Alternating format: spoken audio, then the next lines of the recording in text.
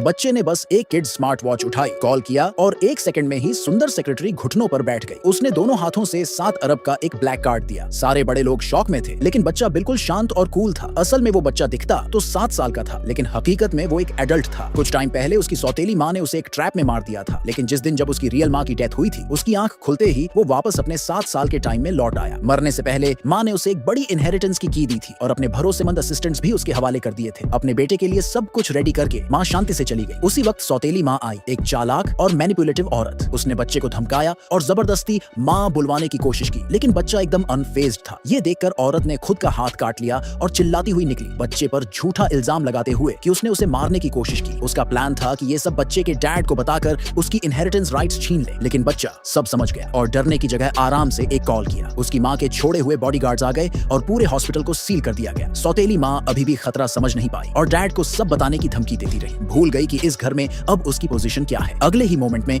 Bodyguard ने उसका गला पकड़ लिया। उधर उसका इलेजिटिमेट बेटा, जो उसका अपना लाया हुआ था, अपनी माँ को बचाने कुछ गुंडों के साथ आ गया, लेकिन नीडियन बॉडीगार्ड्स रेडी थे। एक ने एक ही मूव में उसका हाथ तोड़ दिया। फिर भी वो लड़का समझा नहीं कि बच्चा अब बदल चुका है। उसने अपने बड़े भाई के टाइटल का इस्तेमाल करके बच्चे को दबाने की कोशिश की, लेकिन बच्चा उसे दिल से नफरत करता था। पिछले जन्म में उसी ने उसे मारा था, तो उसने एक रूलर मंगाई और उसे 99 थप्पड़ मारे ताकि उसे याद रहे कि अब कौन किसका मालिक है। ठीक उसी टाइम बच्चे के डैड की सेक्रेटरी अर्जेंसी में आई, सबको शांत करने की कोशिश में, लेकिन बच्चे को अपनी पिछली जिंदगी याद आ गई, जब इसी औरत ने उस सौतेली माँ और उसके बेटे की मदद की थी, जिससे उसकी पूरी जिंदगी बर्बाद हो गई थी। एक सिंपल सेक्रेटरी को खुद पर चिल्लाते देख बच्चा गुस्से से भर गया और रूलर से उसकी टांग पर एक जोरदार चोट मारी। उसे इतना गुस्सा आया कि उसे पिंजरे में बंद करने का सोच रहा था, लेकिन तभी उसका एक आदमी आया और याद दिलाया कि बोर्ड मीटिंग शुरू होने वाली है। बच्चे ने सोचा कि असली लड़ाई तो अब शुरू हो रही है, इसलिए फिलहाल उन्हें छोड़ दिया। उधर वो इलेजिटिमेट भाई, जो बच्चे से हार नहीं पचा पाया, भागकर अपने डैड के पास पहुंचा और कहा कि बच्चा पागल हो गया है, उसने उसकी माँ को मारने की कोशिश की। सेक्रेटरी ने भी उसकी बातों को सपोर्ट किया, कहा कि अब तो वो अपने भाई को मार रहा है